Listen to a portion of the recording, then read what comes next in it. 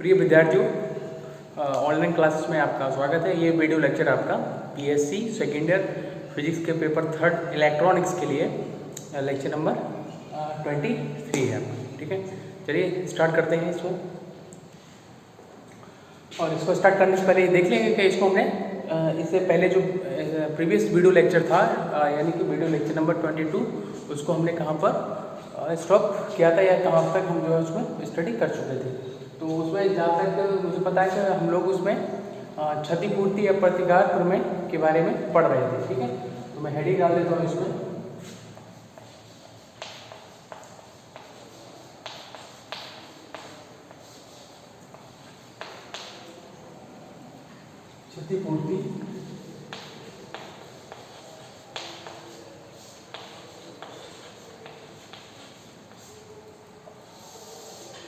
क्षतिपूर्ति या प्रतिकार प्रमेय, इसके बारे में हम लोग इसमें पढ़ रहे थे। और इसका स्टेटमेंट हमने इसको स्टडी कर लिया था, लिख भी लिया था और समझ भी लिया था। एक बार फिर से मैं रिपीट कर दूंगा। इसका स्टेटमेंट जो होता है, स्टेटमेंट क्या है इसका, कि किसी भी परिपथ की शाखा में, किसी भी जालक की शाखा में जुड़ी हुई प्रतिबाधा, ऐसी प्रतिबाधा जिसके दोनों सिरों के मध्य एक विद्युत वाहक बल जुड़ा हुआ हो। ठीक है, ऐसी प्रतिबाधा को एक ऐसे ऊर्जा स्रोत, अब आपको पता है कि ऊर्जा स्रोत वोल्टा स्रोत और धारा स्रोत दोनों के रूप में होता है। तो यहाँ पर ऊर्जा स्रोत कह लीजिए या वोल्टा स्रोत कह लीजिए। ठीक है, तो उस प्रतिबाधा को ऐसे ऊर्जा स्रोत से प्रतिस्थापित किया जा सकता है जिसकी आंतरिक प्रतिबाधा कैसी हो, जीरो हो। अब समझिए, यहाँ पर दो कंडीशन है और दो चीज़ों के लिए है। एक तो है ऊर्जा स्रोत के लिए कंडीशन है, और एक कंडीशन किसके लिए है, दूसरी जो कंडीशन है वो है आपकी प्रतिबाधा के लिए। यानी प्रतिबाधा को ही तो ऊर्जा स्रोत को प्रतिबाधा को आप ऊर्जा स्रोत से क्या कर रहे हो, प्रतिस्थापित कर रहे हो। जहाँ पर प्रतिबाधा लगी है वहाँ क्या लगाओगे अब आप, वोल्टा स्रोत, यानी ऊर्जा स्रोत के रूप में किसको लगाओगे, वोल्टा स्रोत। ठीक है, तो अब वोल्टा स्रोत की कंडीशन क्या है, वोल्टा स्रोत की कंडीशन जो है आपकी ये रहती है कि वोल्टा स्रोत ऐसा होना चाहिए जिसकी आंतरिक प्रतिबाधा, इंटरनल इम्पीडेंस जो है उसकी कैसी होनी चाहिए, जीरो होनी चाहिए। और जिसके स्थान पर लगाना है, प्रतिबाधा के स्थान पर लगाना है, वो प्रतिबाधा कैसी होनी चाहिए, उस प्रतिबाधा के दोनों सिरों के मध्य क्या होना चाहिए, एक विद्युत वाहक बल लगा होना चाहिए। मस्ट कंडीशन होती है। ठीक है, तो वही हमने इसके स्टेटमेंट में लिखा था कि परिपथ के किसी शाखा से जुड़ी हुई प्रतिबाधा जिसके दोनों सिरों के मध्य विद्युत वाहक बल लगा हो को ऐसे ऊर्जा स्रोत से प्रतिस्थापित किया जा सकता है जिसकी आंतरिक प्रतिबाधा कैसी होनी चाहिए, जीरो।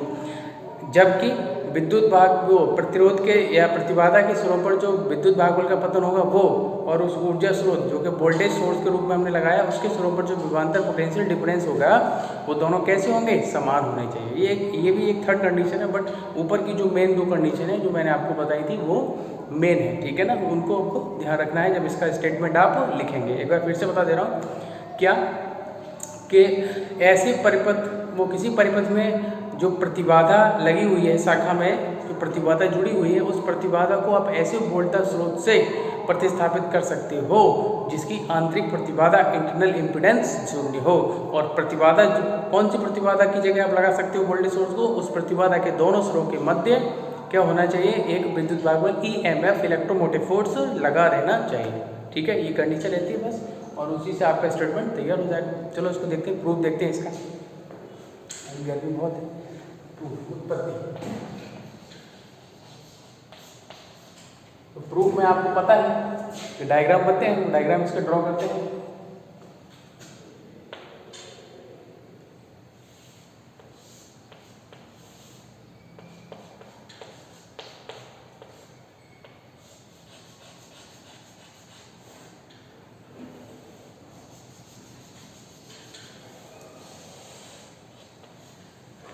ये डायग्राम एक हमने इसमें बना लिया। ठीक है, अब हाँ इसमें ये वाली ये आपका Z1 और Z2 हो गया।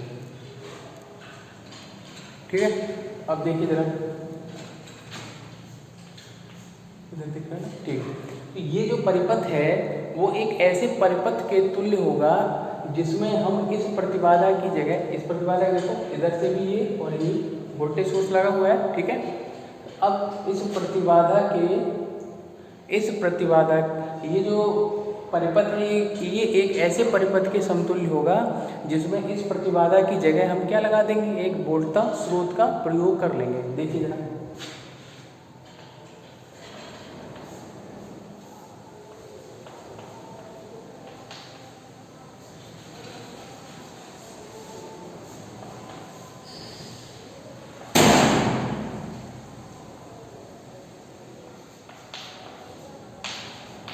देखिए जरा, इस प्रतिबाधा को हमने प्रतिस्थापित कर दिया है E2 वोल्टेज सोर्स है, EMF सोर्स है, इसका विद्युत वाहक कितना हमने E2 लिया है, ठीक है। तो एक हमने E2 वोल्टेज सोर्स वहाँ पे लगा दिया है। देखिए जरा इस प्रतिबाधा की जगह अब हम ये देखें, इसमें धारा प्रवाह हमने मान ली कितनी I, और इसमें कितना मान लिया I डैश, ठीक है। एक में हमने धारा प्रवाह कितनी मान ली I, और एक में हमने कितना मान लिया I डैश। अब हम ये देखेंगे, हम ये मान के चल रहे हैं कथन के अनुसार कि ये दोनों परिपथ कैसे हैं, समान हैं, ठीक है। लेकिन अब हम इसको प्रूव करेंगे तभी तो मानेंगे कि क्या ये दोनों परिपथ हमारे कैसे हैं, समान हैं। कैसे मानेंगे हम कि इस परिपथ में धारा कितनी बह रही है I, और इसमें कितनी बह रही है I डैश, ये प्लस माइनस अलग है, ये I डैश धारा अलग है ना। तो हम प्रूव करके I बराबर I डैश ले आएंगे। क्या कर दें, I बराबर I डैश, तो I बराबर I डैश जब ले आएंगे तो हम पता चल जाएगा और ऑटोमेटिक ये जो आपका A है चित्र और ये B, डायग्राम A और डायग्राम B में जो सर्किट है वो दोनों में जो करंट फ्लो हो रहा है उनको हम अगर बराबर कर दें तो हम ये कह सकते हैं कि चित्र A में दिया गया परिपथ चित्र B में दिए गए परिपथ के कैसा होगा, समतुल्य होगा, और हमारी प्रमेय क्या हो जाएगी, सिद्ध हो जाएगी, ठीक है। तो चलो इसको देखते हैं। तो चलिए पहले चित्र A में क्या लगाते हैं, KVL लगाएंगे।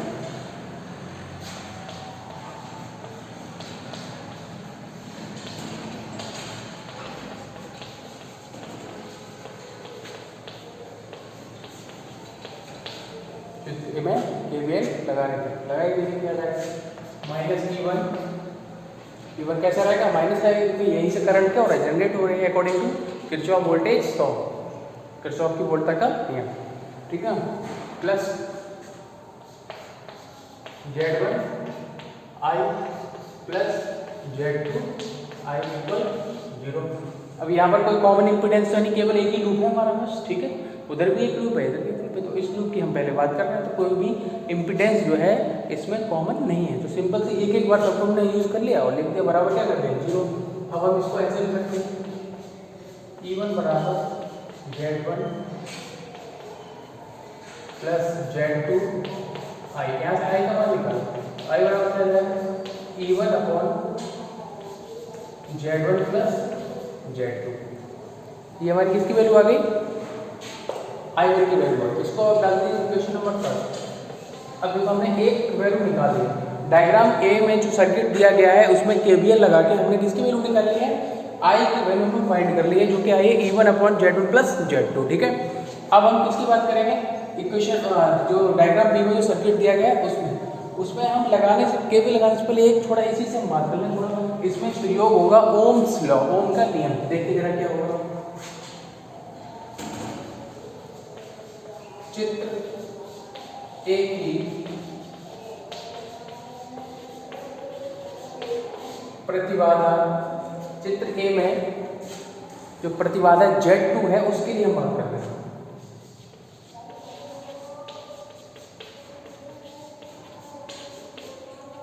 प्रतिबाधा Z2 के लिए ओम का नियम क्या है, प्रतिबाधा।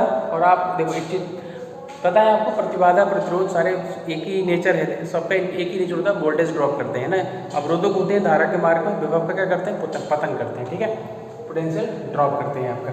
प्रतिरोध में अगर प्रतिघात को इंक्लूड कर दिया जाए, प्रतिरोध क्या तो रियल पार्ट होता है, प्रतिघात का क्या होती है इमेजिनरी पार्ट, और रियल पार्ट और इमेजिनरी पार्ट को अगर हम क्या करते हैं इंक्लूड करते हैं तो क्या बन जाती है वो इम्पीडेंस यानी प्रतिबाधा, ठीक है। या 12वीं में पढ़ चुके हो, देखो यहाँ पे आगे तो चित्र A की प्रतिबाधा Z2 के लिए ओम का नियम, प्रतिबाधा हो गई, और प्रतिरोध एक ही बात है Z2, वोल्टेज इसके लिए इसकी जगह पे हमने कितने वोल्टेज स्रोत का, कितने विद्युत वाहकों का वोल्टेज स्रोत लगाया है E2 का, इसी के लिए E2 प्रयोग किया है, तो वोल्टेज हो गया। करंट कितनी फ्लो हो रही है इसमें I, कितनी करंट फ्लो हो रही है I, तो देखो इसको ऐसे लिख सकते हैं E2 बराबर V बराबर I होता है, V बराबर IR होता है ना उनके नियम में, तो I और R की जगह क्या है Z2। ओके, E2 बराबर क्या हो जाए I Z। इसको डालो समीकरण नंबर। ठीक, ओके, दो चीज़ें हमने इसमें सॉल्व कर ली। कौन कौन सी थी? पहले फर्स्ट डायग्राम में जो सर्किट दिया गया है उसमें केवीएल अप्लाई किया। अप्लाई करने के बाद जो इक्वेशन आया वहाँ से हमने आई का मान निकाल लिया E1/Z1 प्लस Z2। ठीक है, इक्वेशन डाल दी। उसके बाद ओम्स लॉ का हमने यूज किया। डायग्राम एक ही सर्किट में जो इम्पीडेंस Z2 दी गई है, प्रतिबाधा Z2 है, उस Z2 के लिए उसी Z2 के स्थान पर रिप्लेस करना है। Z2 को किसकी जगह E2 से करना है हमें। ठीक है, तो वोल्टेज सोर्स में जो EMF में कितना E2 है, यानी वोल्टेज हमारा E2 हो गया एक तरीके से, और प्रतिबाधा क्या होगी Z2, और धारा करंट कितना फ्लो हो रही है इसमें पहले में I, तो उसके साथ अपने ओम्स रूल लगा दिए E2 बराबर I Z2, इक्वेशन डाल दी। चलिए नेक्स्ट क्या रहेगा कि अब हम पहले इसको मैं हटा दूँ चित्र को।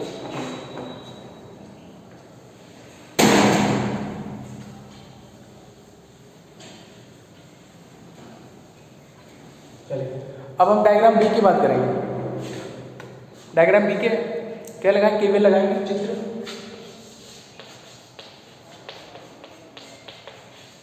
बी में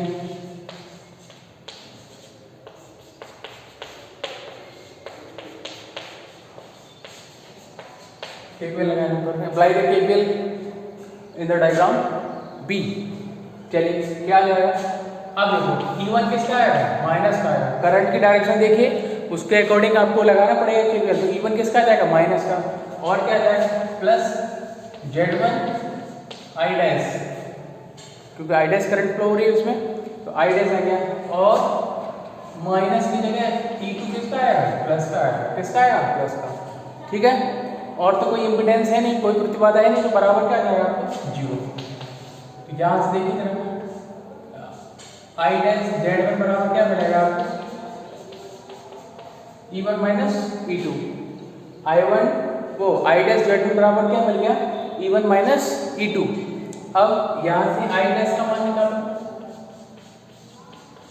E1 minus E2 upon Z1। ये समीकरण डाल दो 3। इसको आप देखो नोट कर लेंगे। ठीक है, ये वैल्यू कितनी आ गई आपकी, समीकरण नंबर 3 आ गया। अब समीकरण 2 से जो E2 का मान है I Z2, वो पहले इसको पुट करेंगे। समीकरण 2 का मान रखेंगे,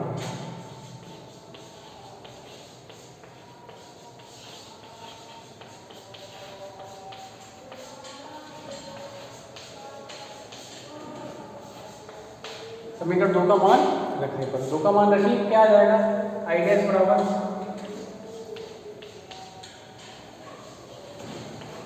E1 माइनस I Z2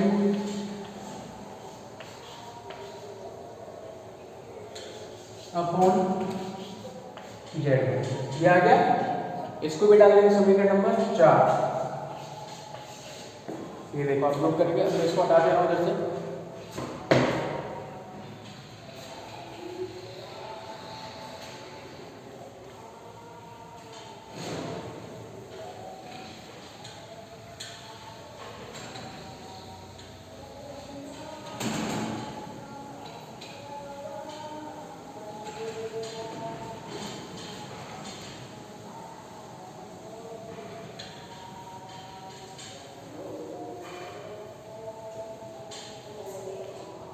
देखिए अब हम समीकरण 4 में समीकरण 1 की वैल्यू पुट करेंगे। समीकरण 1 में किसकी वैल्यू थी, I की।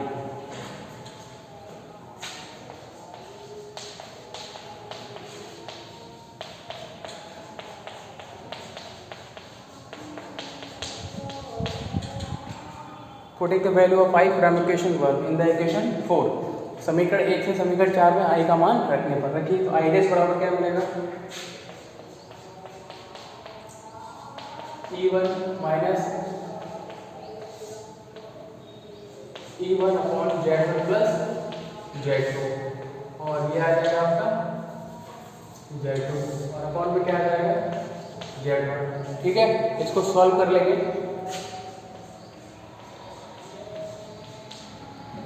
एलसीएम ले लेंगे।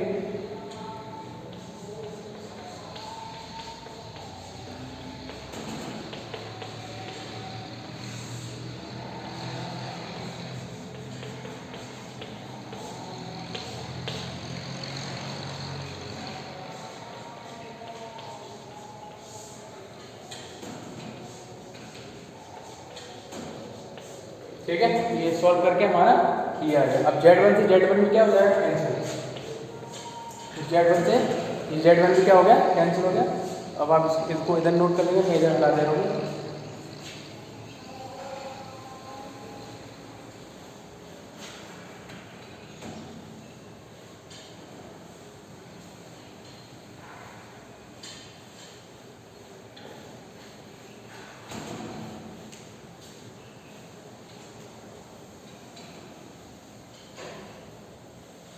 चलिए देखिए क्या बचा आपके पास, आई डैश बराबर E1 upon Z1 plus Z2।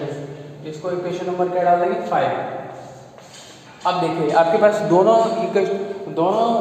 जो करंट है डायग्राम ए और डायग्राम बी में जो फ्लो हो रही है, दोनों की वैल्यू आपके पास है। आई का मान कितना आया था, E1 अपॉन समीकरण एक में इक्वेशन नंबर फर्स्ट में आई बराबर कितना था, E1 upon Z1 plus Z2। और अगर आप आई डैश की वैल्यू देखेंगे तो कितना है, I dash is also E1 upon Z1 plus Z2। यानी कि समीकरण 1 और 5 से स्पष्ट है कि आई डैश बराबर आई। ठीक है, यानी कि हम कहते हैं कि हमारी जो प्रमेय होगी वो क्या होगी, प्रूफ होगी। ठीक है, थ्योरम हैज बीन प्रूफ। तो देखिए जरा समीकरण 1 तथा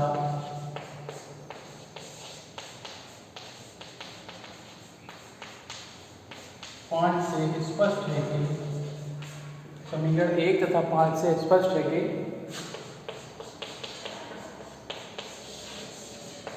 आई बराबर आई डैश। अतः चित्र 1 तथा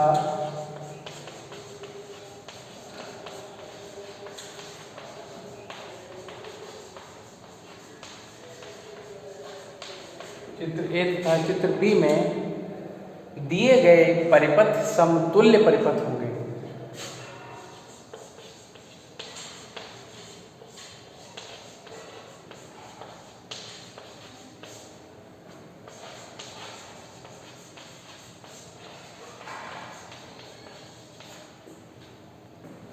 ठीक है,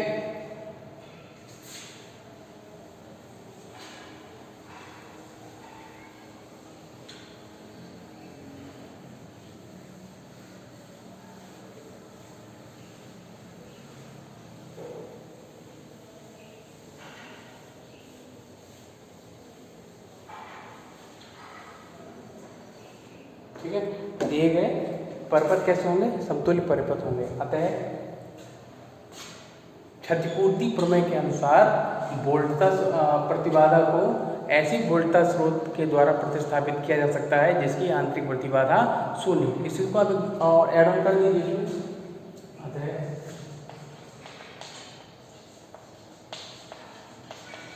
सिद्ध होता है, ऐसे लिख दो है ना।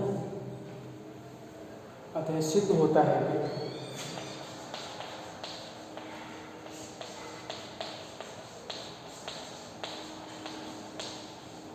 सिद्ध होता है कि प्रतिबाधा को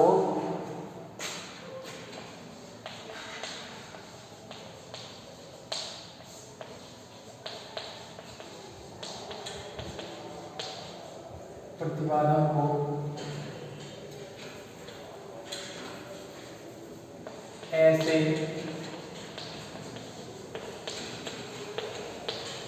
वोल्टता स्रोत से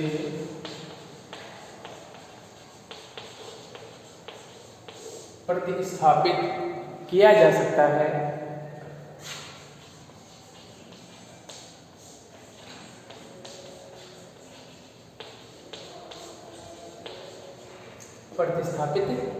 सकता है जिसकी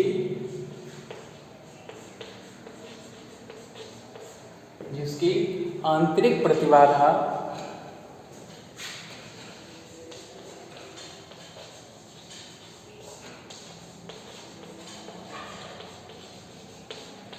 शून्य। ओके, ये आपकी थ्योरम प्रूफ हो गई और थ्योरी वगैरह जो भी लिखना था वो कंप्लीट हो गया। ठीक है, मैं इसको हटा दे रहा हूँ। लिख लीजिए इसको।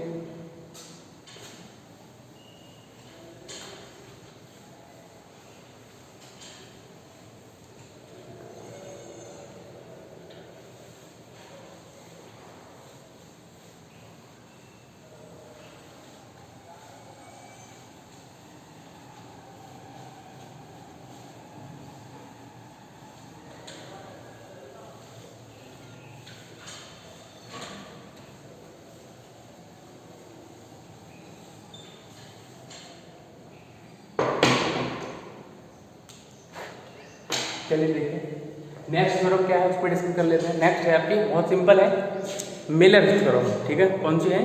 मिलर प्रमेय या मिलर थ्योरम।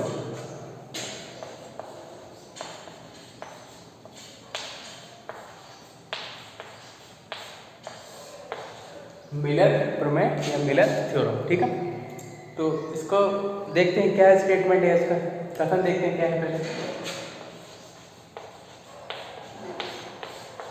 स्टेटमेंट क्या है इसका? स्टेटमेंट ये है कि कोई भी जो 4 टर्मिनल नेटवर्क है, चतुर्थ टर्मिनल जालक है, तो उसके निवेशी और निर्गत सिरों के मध्य 2 परिपथ की इसमें कल्पना की जाती है, इमेजिनेशन किया जाता है 2 4 टर्मिनल नेटवर्क का।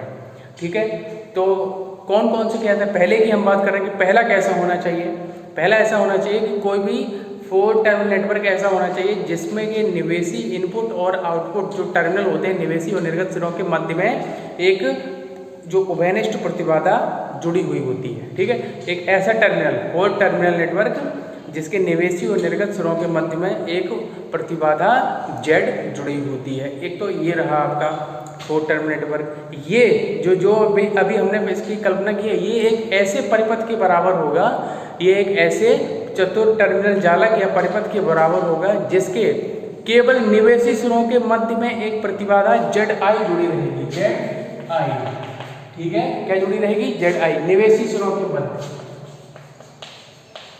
निवेशी सिरों के मध्य कितनी प्रतिबाधा रहेगी? ZI। और निर्गत सिरों के मध्य, निर्गत सिरों के मध्य कितनी होनी चाहिए? ZO। ठीक है, दूसरे 4 टर्मिनल नेटवर्क की इमेजिनेशन में ये कंडीशन होनी चाहिए कि उसके निवेशी सिरों के बीच में एक प्रतिबाधा होनी चाहिए और एक प्रतिबाधा होनी चाहिए निर्गत सिरों के मध्य। ठीक है, तब जो दोनों जो 4 टर्मिनल नेटवर्क होंगे वो क्या होंगे? समान होते हैं। ये हमें क्या करना पड़ता है? इसको सिद्ध करना पड़ता है। ठीक है, और दूसरी चीज ये और सिद्ध करनी पड़ती है कि ये जो ZI और जो ZO होंगे इनके मान फिक्स दिए गए कि इनके मान निम्नलिखित होंगे। क्या मान होंगे? ZI का जो मान होगा, ZI का जो मान होगा वो होता है आपका Z/1 - K। क्या होता है? Z/1 - K। और ZO का जो मान होता है वो ZK/K-1। ये और सिद्ध करना पड़ता है। यानी एक 4 टर्मिनल नेटवर्क ऐसा है जिसमें केवल एक ही प्रतिबाधा जुड़ी है, वो उस चतुर्थ टर्मिनल जालक के निवेशी और निर्गत सिरों के बीच में मध्य में कॉमन है, वो एक ही है। और दूसरा 4 टर्मिनल नेटवर्क कैसा है जिसमें एक तो ZI है निवेशी सिरों के मध्य में और दूसरी क्या है? ZO है। और उनके मान भी ये सिद्ध करने पड़ते हैं, ये होने चाहिए। ठीक है, तब जो दोनों 4 टर्मिनल नेटवर्क बनेंगे वो दोनों कैसे होंगे? समतुल्य होंगे। ये किसने कहा है? मिलर ने कहा है। ठीक है, तो इसी को बोलते हैं मिलर प्रमेय और इसका स्टेटमेंट अब हम इसको लिख लेते हैं। ठीक है, चलिए देखिए इसको क्या है स्टेटमेंट इसका कि एक चतुर्थ टर्मिनल जालक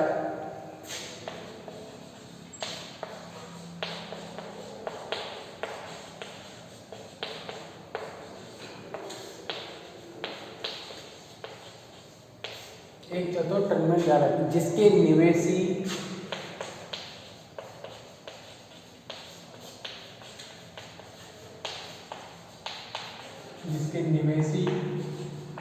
व निर्गत सिरों के मध्य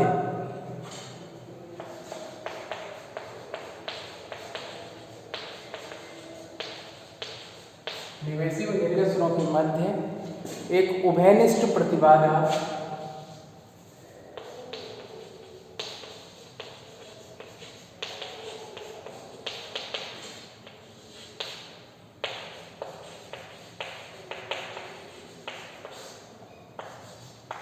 जेड जुड़ी है, जेड जुड़ी है। ऐसे चतुर टर्मिनल जालक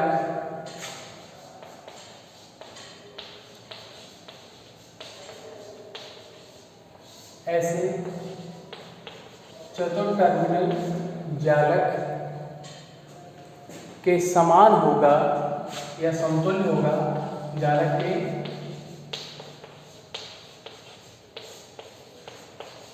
समतुल्य होगा जिसमें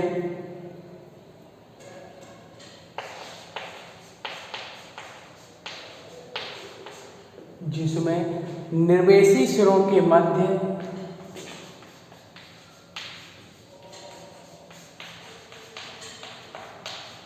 निवेशी सिरों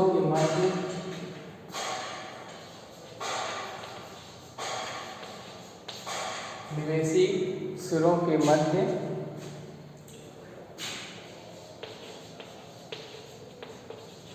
प्रतिबाधा जेड आई बराबर Z/1 - K तथा निर्गत सिरों के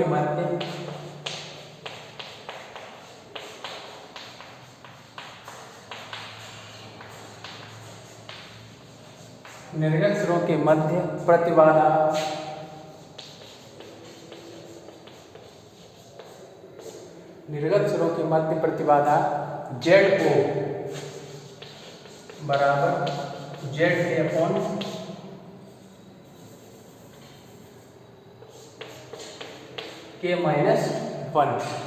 जुड़ी हो, जुड़ी रहती है।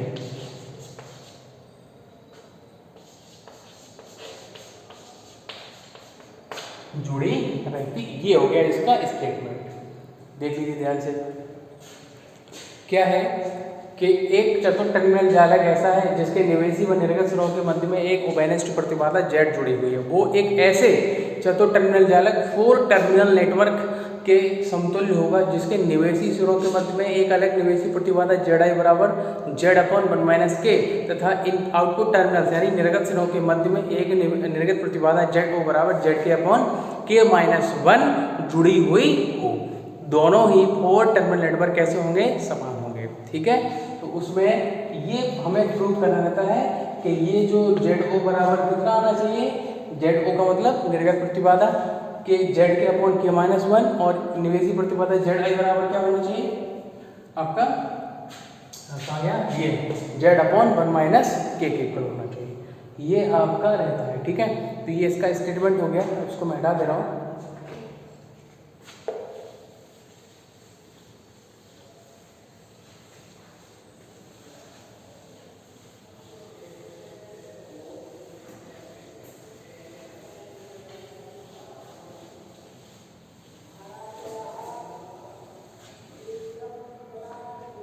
चलिए, अब इसका जो प्रूफ है वो अपने नेक्स्ट वीडियो लेक्चर में करेंगे। ठीक है, ओके, थैंक यू।